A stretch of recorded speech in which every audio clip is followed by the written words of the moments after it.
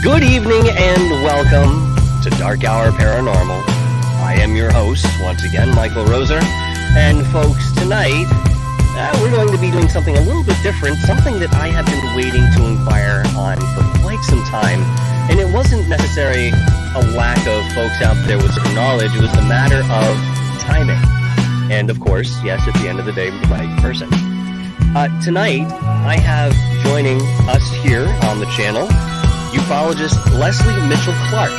Now, let me tell you that we certainly welcome this celebrated hypnotherapist, author, past life regressor, and, as I mentioned, ufologist, to discuss her experiences and research into the controversial subject of extraterrestrial abduction and, yes, regression. Now, it's not necessarily limited to, past life regression. Perhaps this is intertwined and we can get into the thick and thin of that braid. When you talk about alien abduction, one of the biggest tools, or at least the most popular tools that I'm aware of in respect to recollecting that particular experience, is some type of regression. This also goes for people who have been involved in traumatic experiences dealing with black projects, the secret space program that people have certainly claimed to have had some sort of participation in. As time has gone on, these memories are buried. Now, we can sit here and wax all day about whether this is intentional or not, but I think at the end of the day, we understand that it certainly is intentional, at least from the reports that we're getting and how people are remembering these things. So tonight, once again, Lesley and I are going to be talking about alien abduction, this type of hypnotherapy that she has developed. Okay, there's certain techniques. You must be familiar, some of you, with Dolores Cannon. We've talked about her to some extent on the show, and she, during her tenure of being a therapist, I think it was from the 50s onward into the late 2000s before she had passed, had developed her own set of techniques, and of course had stumbled upon these techniques inadvertently. Not necessarily that she was looking to go as deep as she found her clients falling, but someone would come in with an addiction to tobacco, nicotine, or alcohol, or they wanted to change a certain habit in their life. And back then, certainly that was an option for many people, to go into a hypnotherapist, to have them be hypnotized in one way or another. And sure enough, this was part of the path of their healing.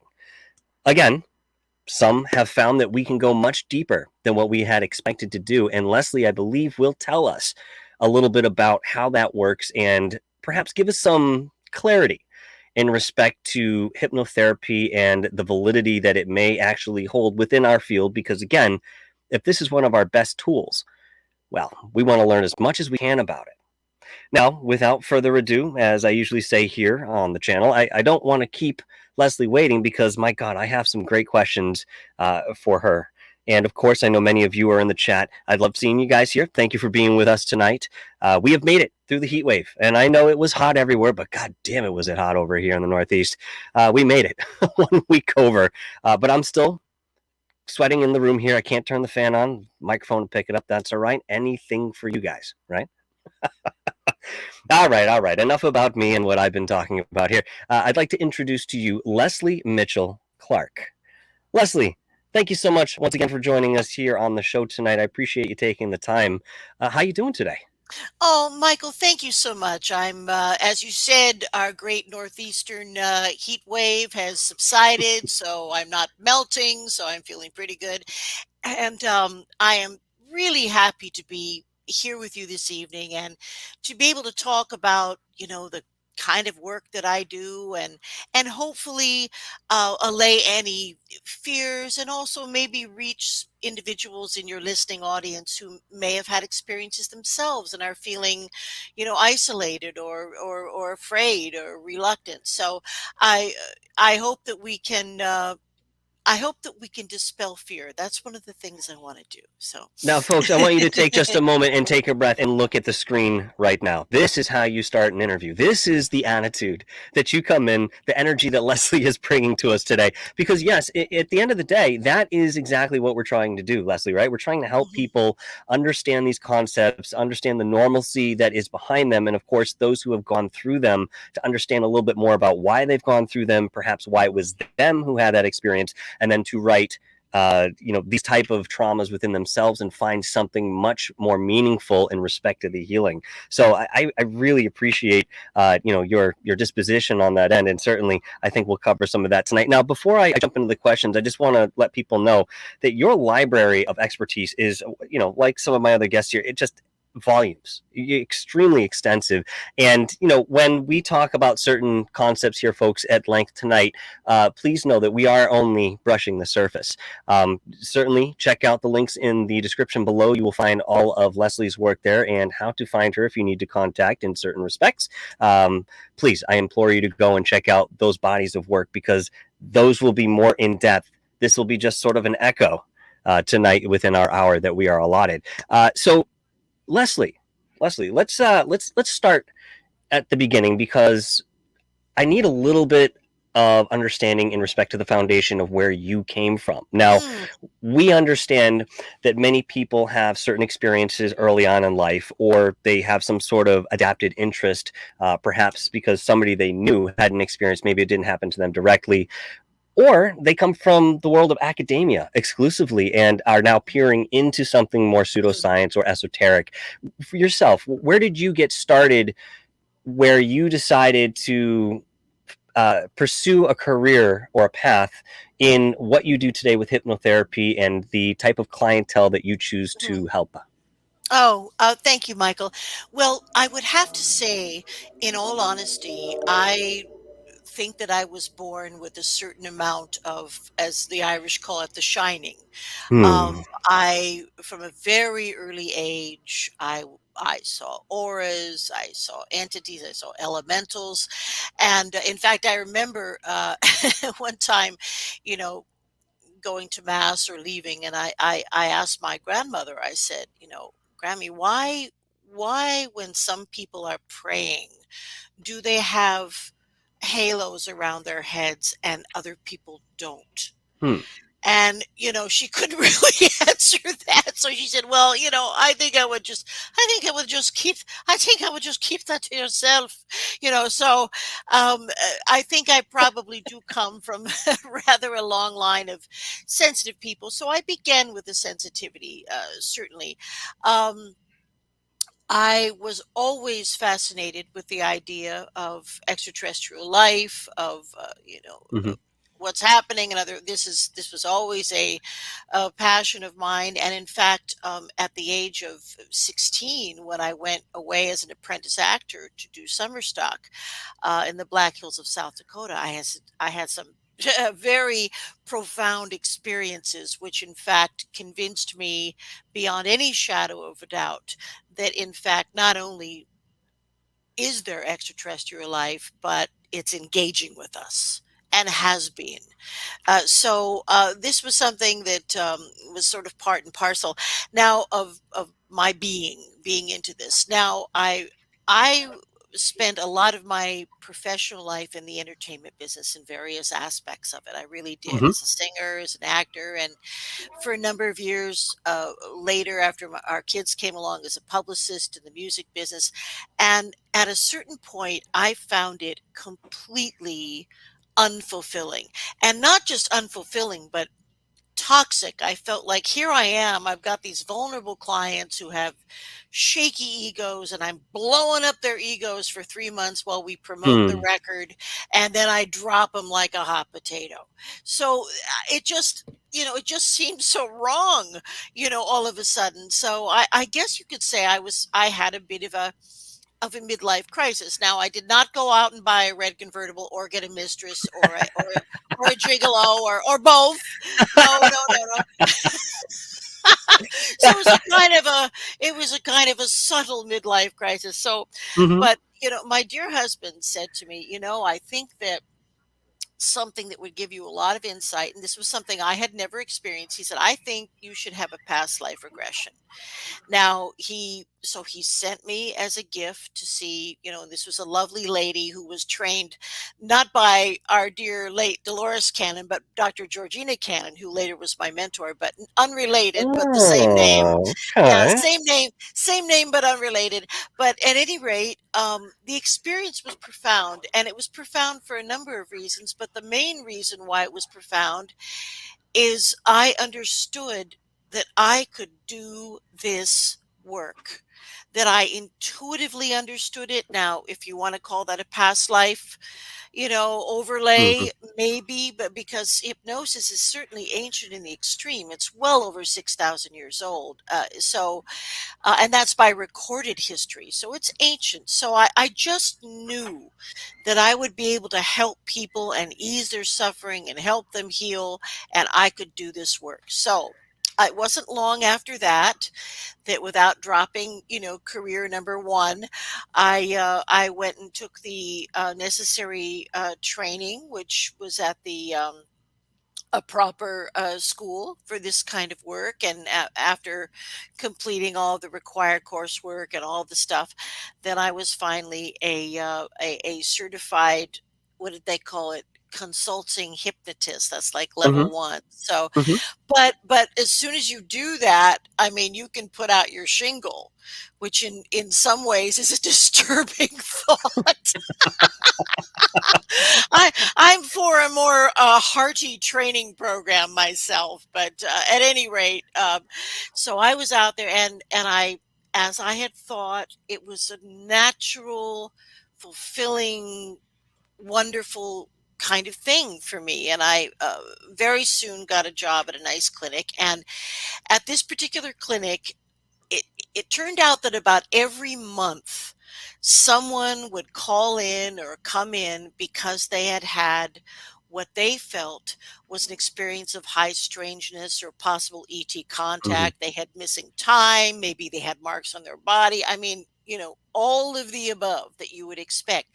So nobody wanted to touch this with a 10-foot pole. I can you know understand that. yeah, I can, they did. especially.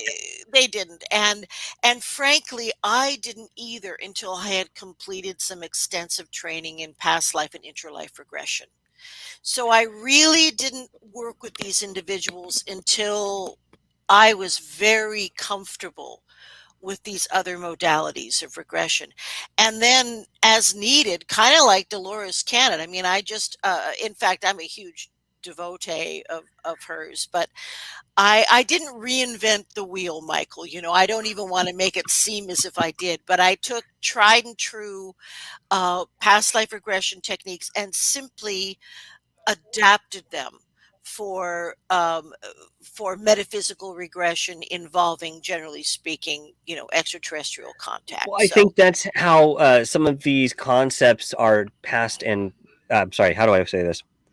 This is the progression, the natural progression of any field, whether it be academia, esoterics. I mhm, mean, whether it be a different practice, sports, doesn't matter. There's always something built upon that foundation, augmented to whatever works in the moment, and this mhm, becomes perhaps a new entity in and of itself.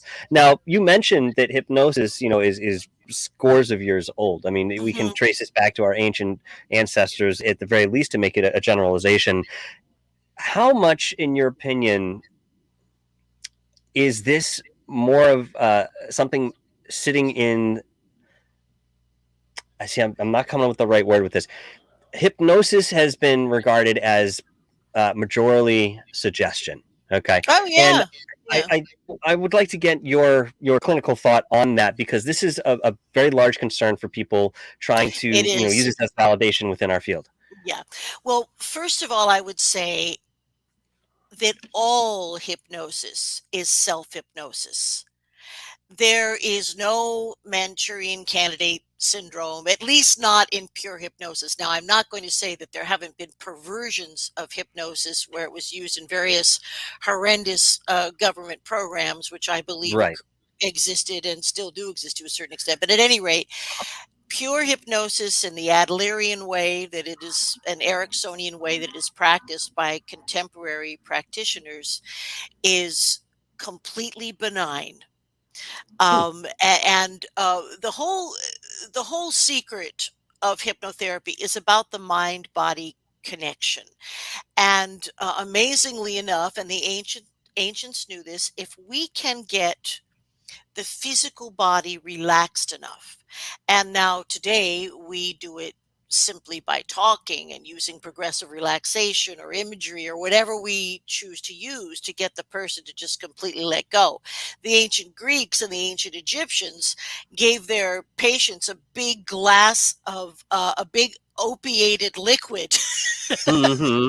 So Mm-hmm. they didn't wait for anybody to talk to him. They just put the people in an altered state. That was how, from our recorded history, how it was practiced, but so a little bit differently. But we don't need to use any medications. Now, what we're doing is by relaxing the body, we are inducting the individual into an alpha state, which Okay. is a state of big undular brain waves where they are completely receptive. It is between being awake and being asleep, but it is not being unconscious. So when I put people into trance, um, they hear everything I'm saying. And it's unless I want them to be in an unconscious state, which is a whole nother thing, and then we get into pain management, which I work into. But for all practical purposes, let's just say that doesn't happen.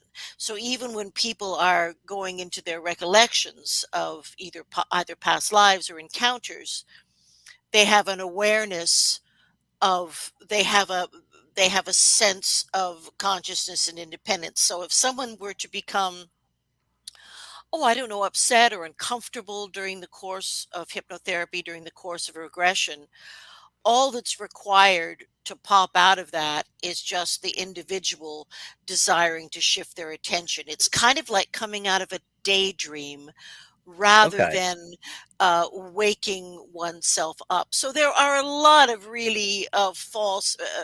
Oh, Michael, you can help me. There's a film. It takes place in Alaska. There's several of them, completely fictional, all about the use of hypnosis, and people are blowing up and becoming paralyzed, and it's completely ludicrous.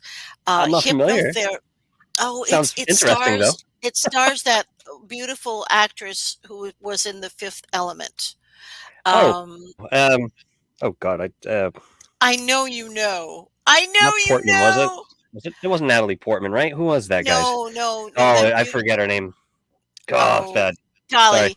Anyway, we'll get it all together sooner We or get it later. there. Yeah. But there has been a lot of stuff in the media about, about hypnosis and taking away people's free will. That is all BS. In fact, nothing will happen in hypnosis unless the individual wants it to.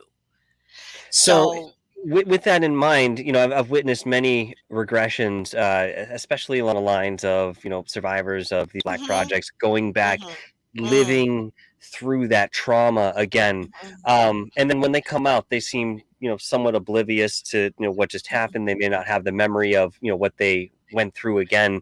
Are you saying even during those most extreme times of experience and emotion under hypnosis, that person still has the control to step out of it if they so choose? Well, I think, I suppose what I was really referring to was a natural process of past life regression where a person hasn't been tampered with in the ways that these poor individuals have been in Hmm. the Black Ops programs. Okay. So it's very difficult to speak on a norm for these individuals. But what I will say, and I work with a number of them, um, I don't believe, and in my training, in my Adlerian training, I don't believe that it is necessary for an individual to re-experience trauma in a visceral way in order to release it. So what we do, currently in my way of thinking is that as soon as someone that I'm working with, whether it's an ET encounter, whether it's something ultra dimensional, whether it's a past life, if something traumatic begins to occur. And remember, I'm watching the vital signs of everybody I'm working with. I'm deeply focused. If Hmm. I see respiration increasing, I mean, I'm really on it. So if any trauma begins to manifest, I immediately turn that individual into an observer, which allows them to process the event and understand it without re-experiencing it in an emotional, traumatic sense. Now, this is always going to be an argument, and I run into, regressionists and people, rebirthers, and there is a whole school of thought that really believes that it must be viscerally re-experienced. But I can affirm after 20 years of doing this work that that is not necessary. People can That process and release trauma, and one of my main focuses in my straight ahead life, or I just do regular hypnotherapy, is I work with a psychology firm that almost entirely has first responders as clients. So I do a lot of help with assisting the psychologist to do their work and allowing people to release tension and trauma. So Well, it's absolutely amazing that, you can still do this on one level, and then you've already taken it to a deeper level with those who need that. That is something, I think, that is very important. And many people who do similar work that you do sort of lose sight, I think, of the common man, because, it's just mhm, as important to get through that physical, real trauma that you've had in this lifetime as it is to, kind of look at things on the outside a little bit, maybe a past life regression, maybe something else that's happening deeper within the mhm, subconscious. These are all very relevant, and again, you can't just put one away and leave the other. They're mhm. connected, once you get down to the nitty gritty, if you will. Very Indeed. quick, I just have one question for you right now, dealing with the super soldier program. I mean, what are Mhm. your thoughts on that alleged program, and have you worked with anyone who claimed to be a part of it? uh, just how far reaching does their recollection go within certain hypnotic techniques that you implement? Wow. Well, I have worked with a number of individuals who were involved in various aspects of the Black Ops, super soldier, whatever you wish to call it, program, Did they or know pro. this when they came to see you? Did they know, hey, I think I was in a program, or did they learn this otherwise?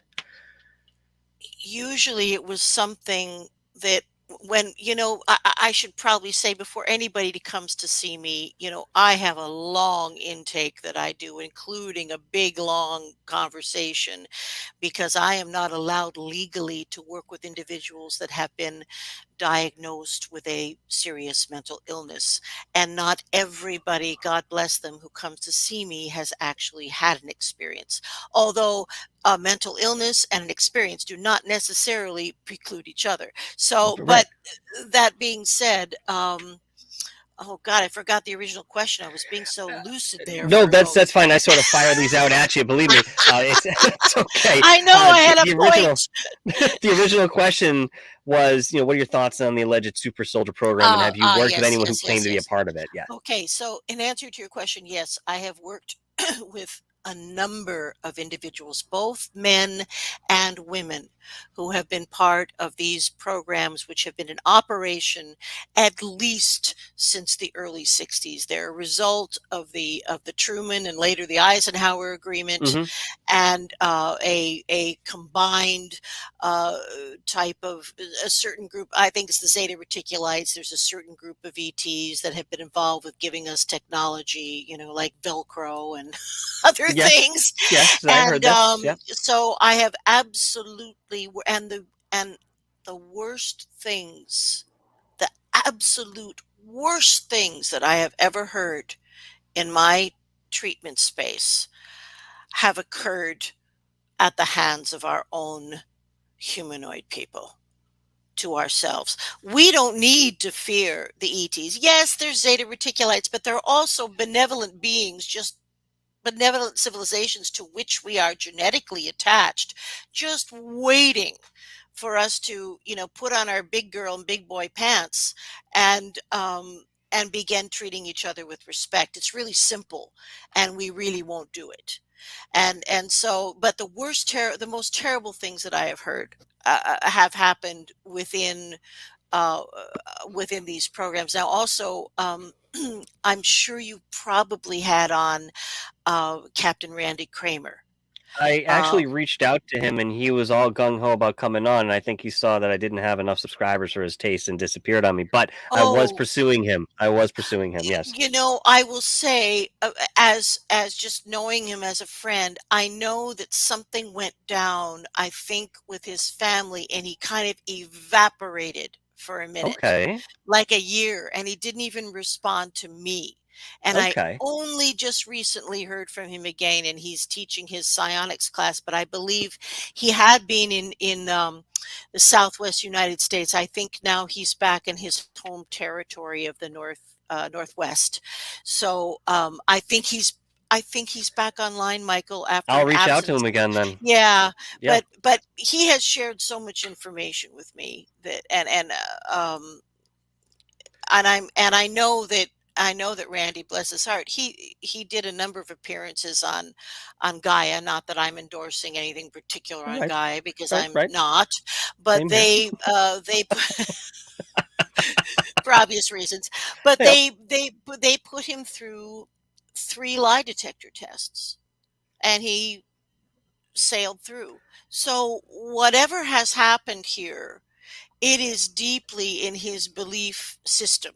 He is Mm-hmm. not lying, and I myself believe him completely, as I believe all of the other brave individuals that were inducted into usually a kind of a cadet program. And well, usually the typical, if I may be generalized for just a bit, Yeah. very typical individual who um, ends up participating in one of these programs is usually a lifelong experiencer.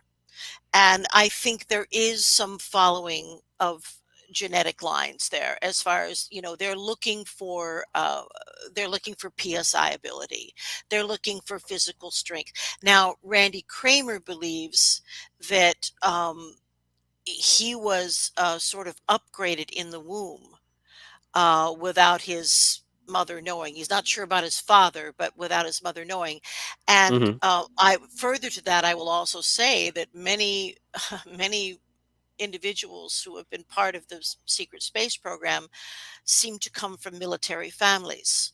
Yes. And even beyond that, many of these military families seem to have been stationed along the dew line, which it's an old thing, but we actually can. There are a string of, I believe, nuclear powered bases across Canada that are run maintenance both by the US and Canada. And the purpose of this comes from the Cold War, so that we would be the first ones to see, weapons being lobbed from the Soviet Union over to us. Hmm. So at least within both the Canadian and the US military, these families are stationed there all across all across Canada, essentially. Uh, out of everybody that I have looked at or talked to in certain respects involving the secret space program, I always thought Randy was the most believable. Now, I'm versed Well, to he a is to certain degree, me. with body language. Yeah. Anytime I watched Mhm. him, do an interview, everything was Mhm. was very on point, very Mhm. stoic when he needed to be. Nothing seemed to be dodgy here or there. And I Yeah. could name a few other people that I just felt the exact opposite Oh, about, I but Randy agree. was not one of them. Randy was not one of them. So That's if that's the case, that means that there are other people out there, perhaps by the multitudes, that have gone through the same exercise and Yes. program that Randy So has, many. who may not know. There's so many. Well, what seems to happen, and this is kind of an interesting phenomenon, what seems to happen is that now it's my belief that there is no such thing as a imposed memory suppression that can last forever. Now, the ETs are pretty good with that technology, but in our own secret space program, they never developed a system that would last longer than 20 years. So what generally happens is many individuals start sort of waking up, and it's like post-traumatic stress. Well, it is post-traumatic stress disorder, because their subconscious, everything has been suppressed. So the individual will often have odd flashes of things that have happened that they can't make Mm-hmm. sense of, Yes. and other symptoms that are completely in line with the worst PTSD that one could imagine. So what we have here is is a global disgrace because according to Randy Kramer, and again, and other individuals, Mhm. there's barely a country on the face of the earth that is not involved in some way in the secret space program. So we have been managed as being children and not being able to to understand the reality of of the existence of multiple beings in an infinite universe. Well, f that, Mm. and so in addition to that, we have, and it's thousands, and I may even venture to say millions of individuals who are in midlife, who are on our planet today, are suffering with the effects of militarily caused PTSD, and they are veterans in the biggest sense of the word, and they are being ignored. So, I'm very, I'm a real left wing person, but I'm very sensitive to um, the brave men and women who have been there to protect our freedoms. And Absolutely. so we have an entire demographic of retired soldiers with suppressed memories who are often completely dysfunctional. And they're cast aside like, the, veterans from any world after I'm Oh, sorry, any war after World War II. Even World War II yeah, veterans in some places got yeah. some, pretty misaligned treatment. I Oh have a quick God. question for Yeah. you, though. When Yes. it comes to regarding memories, okay, how does one tell the difference from an extremely deep-seated, deep-rooted memory that was perhaps, being part of a project in this lifetime, okay? Mhm. Versus perhaps a memory that seems to be just as deep seated, perhaps coming from the same part of the subconscious, which deals with something that they have observed before incarnation dealing with this, or a past life. Well, one way to sort of begin to address that is after I work with someone who has come to me for ET contact, I will often do a past life or an interlife regression, because many of these individuals had very recent past lives or multiple past lives as a member of another civilization on another Earth-like planet, not too far out from us usually, and so these individuals are now, I believe, called star seeds. And what that means to me is that these unique individuals, and not necessarily, let's take the SSP out of the off the plate for a moment, but individuals who are having and have had open contact, and they go on craft and they do this and that and the other.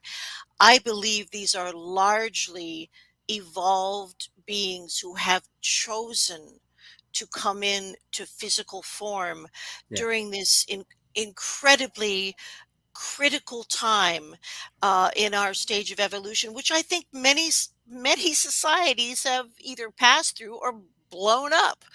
I mean, for God's sake, we have glass in the desert, right? Vitrified Hmm. glass, which can Yes. only happen from nuclear fission.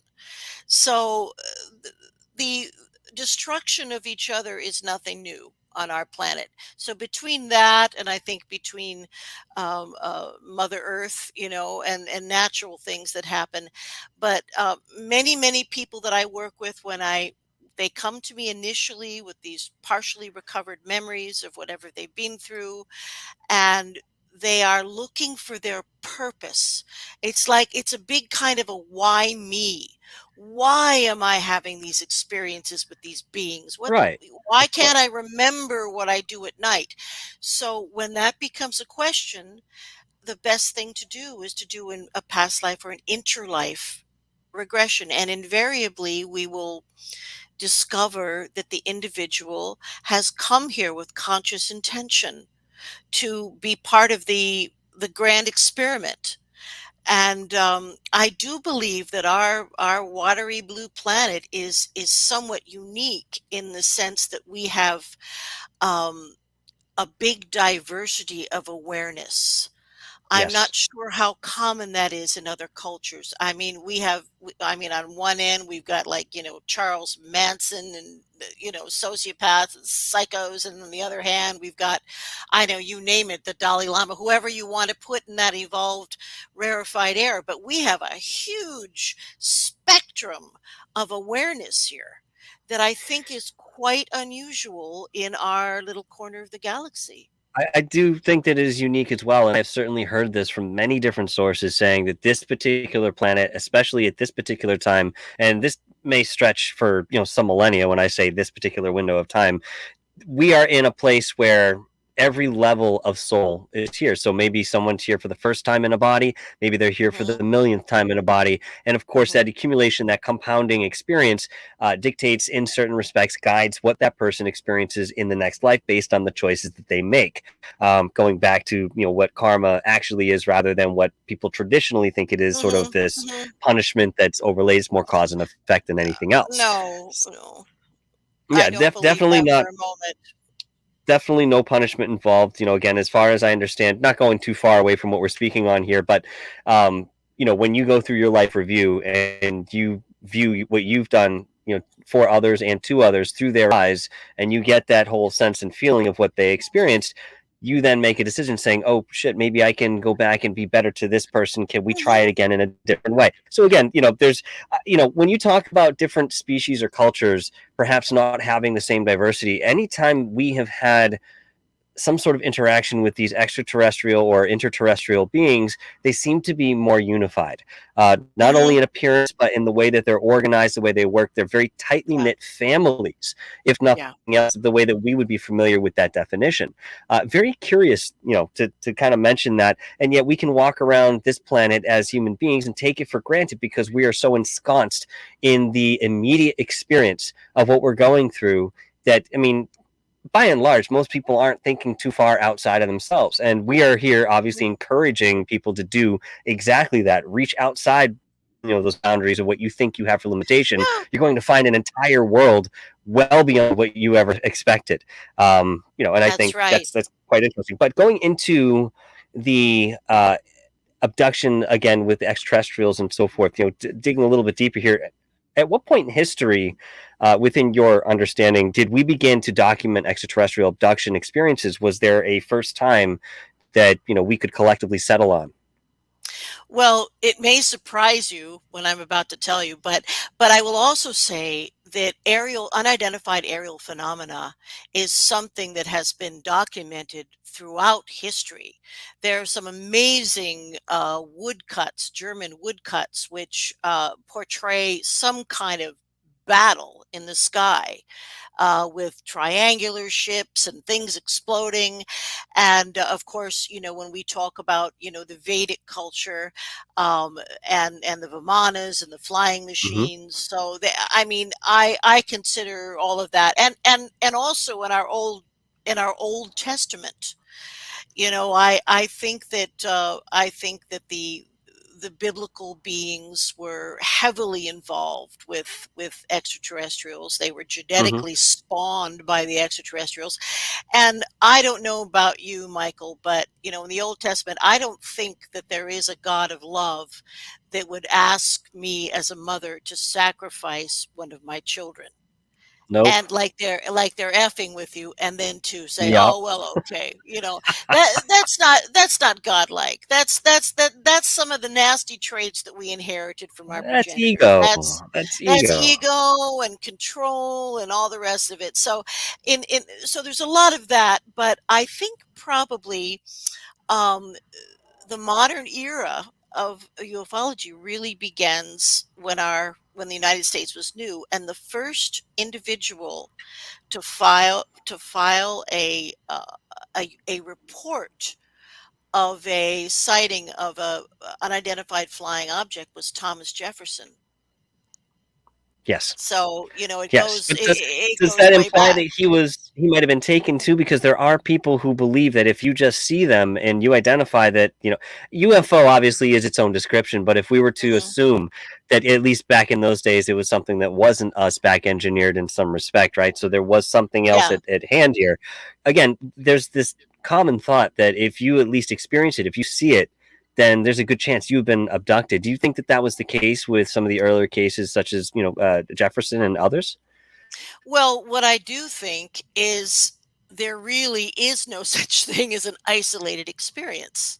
Hmm. Whenever someone comes to me and says, "Oh, I saw this and I saw that in the sky, and I have a weird feeling that that I'm being observed," and I say, "Okay, well, let's go in and let's see what's doing," and I began to move the individual through their life, and eventually we go to a time when I ask them to move to the earliest time in their life where they felt disturbed at night. And I have to be real vanilla and not put any Mm-hmm. suggestions in anybody's head, right? I have to be completely neutral.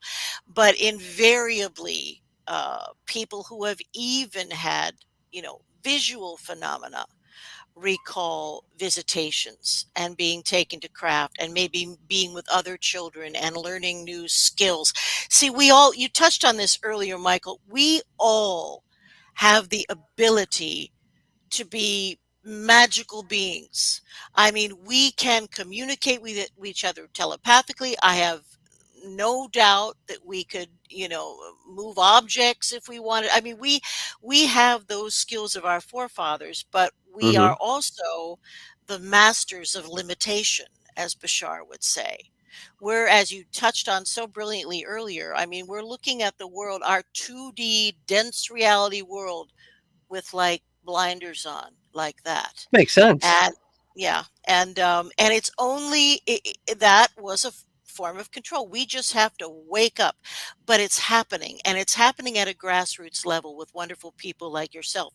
It's not happening with unfortunately with our Senate committees. It is not happening with mainstream media, which a lot of the time is generating fear. It's happening at a grassroots level.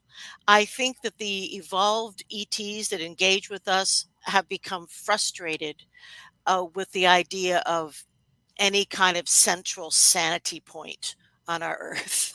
No, I could certainly see that as well, and they would have every right to feel that way. I mean, God, I can only imagine from their stance what we look like. Of course, we can draw some parallels within our own animal world, but I still don't think it would be the same thing because allegedly we're not talking about our children here, right? But they may be. They may be. And that, again, is another subject in and of itself. Speaking on these abduction experiences that people have in such a common uh, way, I guess. There's certainly parallels between people's experiences and so forth. Why is it that so many of these experiences seem to be disempowering to the individual, and yet it is clear in so many ways that we are on a spiritual path to something more grounded in reality of self-empowerment, conscious manifestation, and control over our lives? It seems that, again, just to kind of reiterate in a simpler fashion, that these abductions just put people in a place of fear, which again disempowers them and not knowing, but we're clearly on a different path that we're trying to emerge out of that. Why do you think Hmm. this is? Well, I think we're talking about two different kinds of things here. Now, I think also when people come to me with partially recovered memories, they are so emotionally overwrought and whatever that they have completely even misinterpreted their experiences by only having these, little bits of memory. And then certainly, I believe it is a universe of free will. And I believe that most of these people who are having encounters are working with other benevolent beings and have agreed to be here on their soul path at this particular time. And, I once these experiencers, go before their council and understand, what they're doing here, everything changes. So there is that experience. Now, the really tough kinds of experiences, and truthfully, Michael, I don't see them very often now. Hmm. We're again talking about the unfortunate Truman Agreement, where in exchange for technology, the same type of ETs that crashed at Roswell, by the way, it was three crashes, not one, and there were survivors, particularly one survivor. So there was a deal brokered where they explained, look, we're infertile, we can't reproduce. May we have permission to take a small tiny little bit of DNA material from your peeps, just like that much, and in exchange you're getting, stuff you can handle, integrated circuits uh and what else? Integrated circuits and um fiber optics and things of that nature that started to change our complete industrial complex. Now, what happened is these these were abductions. This is, I don't often use that term, but these were abductions. People were grabbed, I think sometimes randomly, sometimes it was they were looking for certain traits. Who knows what they were doing? But a massive DNA project ensued on our Earth at the hands of the Zeta Reticulites under the permission of the US government. So this is where we hear about these terrible things taken in the night, and sperm is extracted and ova is extracted. Sometimes women are used as like just breeding chambers where they impregnate them and then they bring them back Mm-hmm. and they take out. I mean, I've heard every horrific thing that you can imagine. And as if all of that wasn't bad enough, many of these poor people are then brought on board and shown their children, and they're Yes, expected I've heard to this. interact with them. So all of this kind of horrendous jazz went on, but they honored, the Zeta Reticulites honored their agreement. And when the agreement was over, which I believe was probably around the late 80s.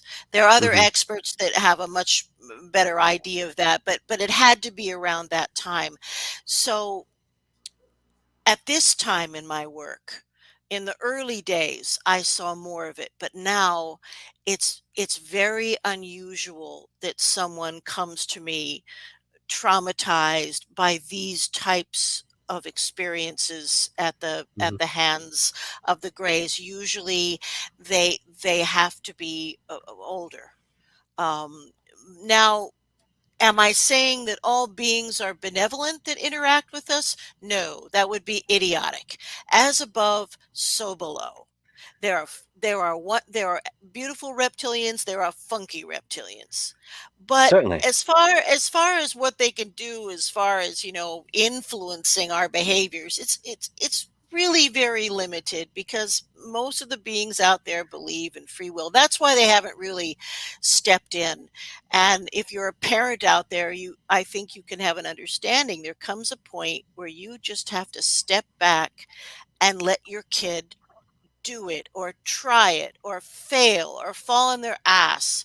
It's Yep. part of, and we're at that point, and we have a huge choice now. We can succumb to violence and fear and divisions, or we can we can lift up our consciousness and do everything we can to heal and to solve and to reduce and to contribute to mental health care and reduce violence and all the things that are necessary for an evolved civilization like Sweden.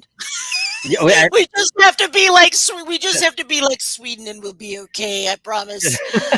Switzerland doesn't do too bad either. But yes, Not too bad, but they've been they're hiding not. that they the Nazi gold. I think there's a Yeah, little well, hey, you never know. They said the Montauk Project was funded with a lot of that, at least that was being carted off. Oh, So I mean, yeah, again, I there's a believe, lot of and yeah. discrepancy. Oh, the But Montauk Project. We didn't even talk about time travel and There's too much, Michael. There's too much. Too there much. always is, and yet it still connects. It's all connected. That's why It it can is all take a connected. lifetime of research and experience Yes. to come to Yes. anything concrete, even for oneself, in respect to what's really out there. And everything is shifting too. I mean, if you want to look at this in a more finite sense. Every single moment, however you want to quantify that, all right, something is changing based on the decision that you make. The neurons, the way they fire, Mhm. given how Mhm. your consciousness is influencing it. We can go into the quantum physics of it, and show that things don't happen a certain way unless we're observing it. So I mean, again, we are reading this reality. I like the fact that you brought up the idea of agreements prior to incarnation based Oh on yeah. those who are being abducted. And I think some of the reason that we come in the way we do is because, again, we're omniscient, okay, in spirit, but when you come into the physical, you come to experience the limitations. By and large, there's like 3 or 4 big things that we experience or seeking to experience within whatever we do here in this physical realm. And again, having limitations is one of them. On our knowledge, on our memory, on our uh, understanding of the universe, the mechanics of the way things work, we forfeit all that knowledge temporarily, folks, temporarily, to again have the experience of that forgetfulness, because it doesn't exist that way on the other side, to make it simple, from what I understand. And again, in this sort of construct, this architecture, it makes sense why some people have difficult lives having those agreements, and why some have seemingly easy lives, or ones full of comfort and certain amenities that others simply don't have access to or have the opportunity for. Hey, the roles will switch, because the soul wants to experience everything, every little bit of experience that it can have.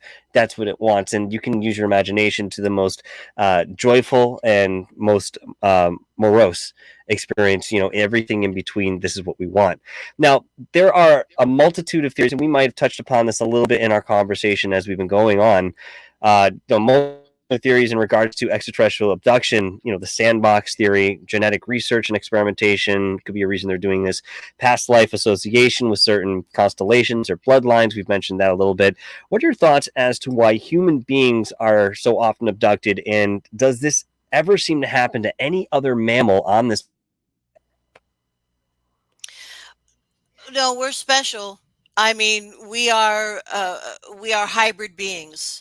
We are the result of various genetic incursions. We have reptilian DNA, we have hominid DNA, and one thing that's one of the many things that's interesting about human beings is we are subject to over 6,000 genetic failures, if you will. Hmm.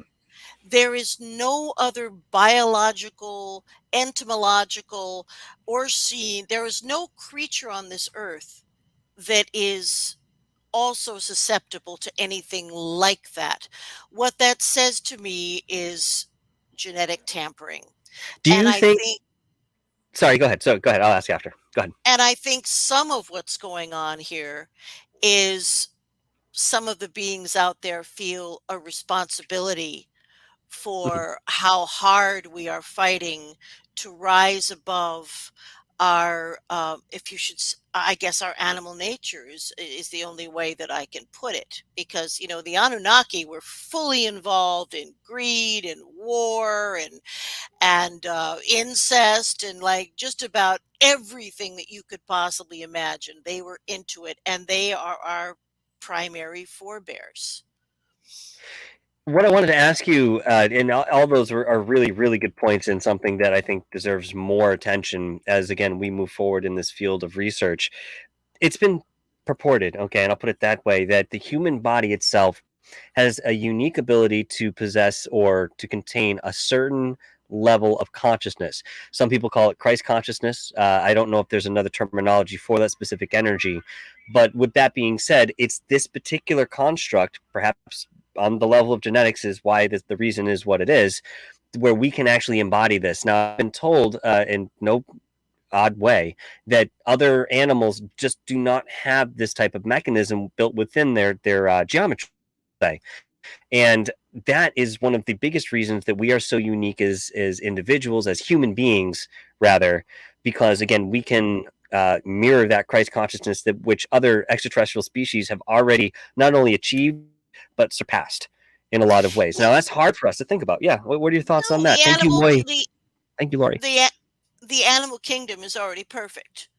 They are doing what they're supposed to be doing, and they are connected to the creative force of the universe and to Mother Earth in an automatic way, and have kind of maybe group souls, I think, in a sense.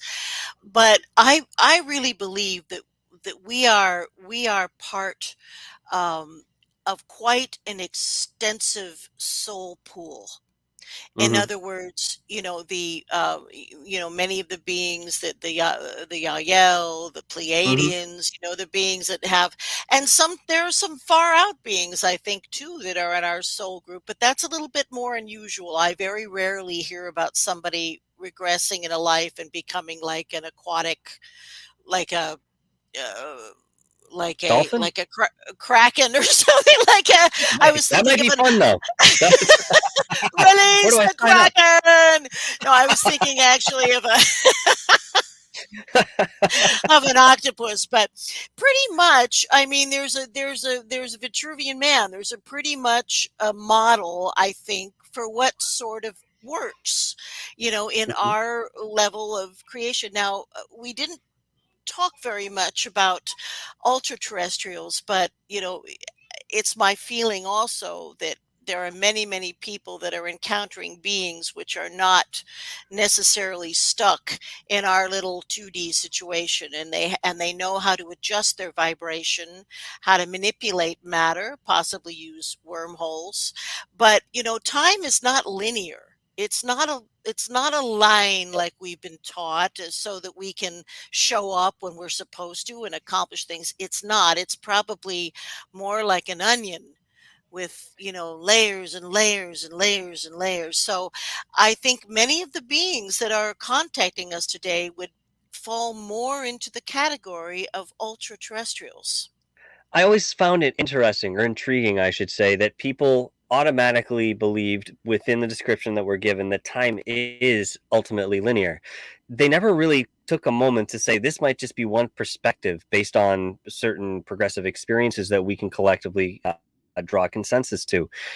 There's obviously much more when it comes to time. And you look at something along the lines of string theory, going into a realm like that, you see that Mhm. everything has a possibility. And again, you get back down to the most microcosmic observation to the macrocosmic observation. Everything is so braided heavily together that, one string bends and resonates, another one across the galaxy will move Mhm. this exact behavior. These are certainly things that I think we should continue to explore in Mhm. depth. But unfortunately, we are at the end of our show for Oh. today. For today, I know it never lasts long enough. Before we go, Lord, excuse me, Lesley, can you please let everybody know, or just as a friendly reminder, because again, I do have all of this in the description, folks. You can go and check it out, where we can find you and your work, your book, where we can buy that, because I assume there's many outlets that we can go ahead and get that as well. And of course, if somebody needs to contact you, has the interest with a question that would like to speak to you, if you're open to doing that, please let us Oh know how we yeah. can do that as well. Absolutely, absolutely. If you just want to touch base, if you've had a strange experience, you can always reach out to me, and you can always get me at Lesley, Lesley, at lightworkhypnosis.com. And that's all one word, lightworkhypnosis.com. So Lesley, Lesley, spell it the female way. Don't misgender me, as the kids say today. Anyway, Lesley at lightworkhypnosis.com. And you can acquire my book, which is called Intersections, A True Story of Extraterrestrial Contact. And you can get that at amazon.com, amazon.ca, or wherever you happen to Amazon. And that's my info. So please do reach out if you would like to. I'm here to help. And as Dr. Fraser Crane would say, I'm listening, call in. I'm listening. Anyway, Used to love that show. Used to love that show I back when it know. was I airing. still do. I watch It's what is that? fantastic. What is that old TV? What is it I have? It's oh God, anyway, I watch it all the time. Yeah. Well, I mean, you know what is? You could even be watching this on a tube TV, and it would still be the shining example of fantastic writing and programming. I mean, I put it up there with Seinfeld. I really do. I know some people may Oh disagree yeah. with me on that, but Not Frasier me. was right there for. Those actors, David Ogden Pierce. Oh my God. No, no. They had it all. They had it all going on. They did. They certainly did. Now, Lesley, I'm going to take you off for a moment. If you have to go, I understand. If you could stick around I for do. just a moment, I will, talk to you afterwards. But again, it's up to you. Um, I'm afraid I must run. My that is my quite my husband is starving to death. I have to do something about it, or so he says. completely I'll throw understand. some Yes. I'll throw some meat at him, and Doesn't even have to be cooked. It just be sushi in a sense, no, right? just Yeah. throwing it Right into the cage. Right into the cage. But right listen, into hey, the cage. once again, thank you so much for taking the time to speak with us. Oh, I will contact you through our personal avenues. I do have a couple questions I want to talk to you about further, but wonderful. we'll get to that at another point. But again, thank you so much for being here with us tonight. I really had My an enlightening pleasure. conversation with you.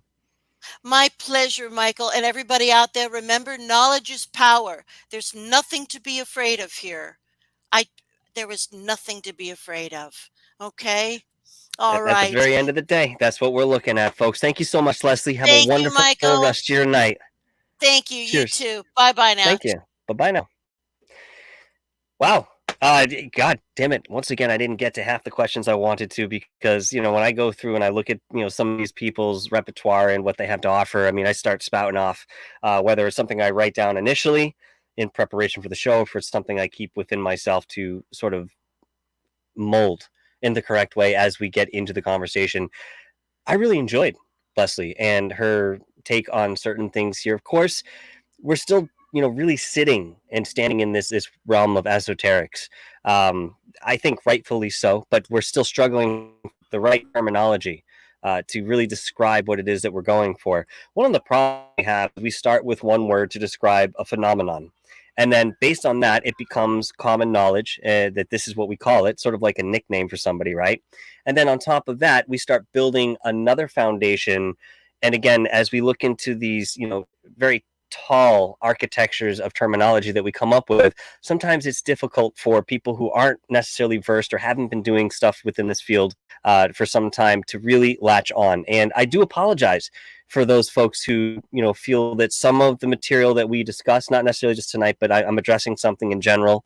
This is something that's come my way for some time. I do apologize if some of this sort of goes above the head because we don't take the time to go into depth about some of those founding languages and verbiage. I do. Perhaps this is sort of selfish of me, but I do expect to some small degree that if you are not familiar with something that we speak about on the show, maybe it's just a passing thought and it interests you, that you might look it up in your own time and do a little research on your own, because by and large we can only present this information as much as we can. And one of the bents that I have tried to cultivate here on the channel is that we're not asking the same rudimentary elementary questions that everybody has prior to me creating this channel, or even doing now in certain respects. This is why we're so versed in our own research outside of doing these broadcasts with you. We want to come fully informed to the most current day. We want to be up to speed so that when we get in this and we have the opportunity to speak to some of these individuals, we come with something brand new that could possibly open the door for something more in respect to that research, rather than revisiting something we've already done so many times before. So I just wanted to let everybody know that that is something that I'm aware of, but I guess by design, there's some intention behind it. And for those of you who are not privy to do that type of research and kind of want something more comprehensive in this show, I do apologize.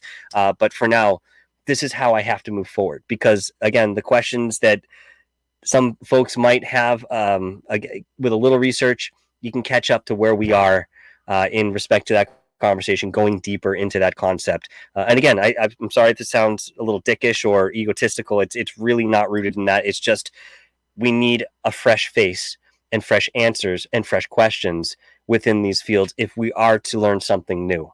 And that's what I'm here doing with all of you. Now, we will be back again next week. Yep, the time is coming. We're almost in August here. So we'll be heading out to Montauk with Montauk is Strange and Long Island Bigfoot. That promises to be a fantastic, fantastic journey out there. Again, it's going to be a different time than the last documentary we did, the Montauk Enigma, which was interesting in and of itself. Looking back almost a year from this point, it's about a year, just under a year. Sorry. Very interesting, but I want to focus on some of those individuals that were very much involved. And I do have a list of folks that will be included in this new presentation that certainly hope you will get something out of in respect to that information they have and the knowledge that they wish to impart about one of the largest Black projects that more far-reaching than any of us could ever have imagined happen, right here, a stone's throw away from where I live. And some of you out there actually live on Long Island and have either heard about this before, know about Brookhaven National Labs, or have just never been privy to hearing anything. But if you live near Montauk, people down there, they know all about this. And if you sit at a dinner table with 10 or 12 of them, there's a good chance that about 3/4 of those people are either remembering the time when things were going awry with the project itself, or were part of it somehow, some way, or knew somebody. It's just uncanny how widespread this knowledge is when you get down into Montauk, Long Island. All right, folks. Once again, thank you so much for being here tonight. Lori Oliphant, I very much appreciate your $10 super sticker. Every penny helps, guys. It helps me travel and put these together for you. And I know you give out of the goodness and graciousness of your heart. And for that, I am eternally grateful from one heart to yours. Thank you so much, guys. We will be back, like I said, next week. In the meantime, keep exploring, stay inquisitive, and continue to explore this beautifully nebulous field that we all traverse and search. Trip the tongue. Continue to traverse this beautifully nebulous field that we are in together in search of the truth. We'll go with that tonight, folks. Thank you so much for being here. We'll see you next time. Ciao.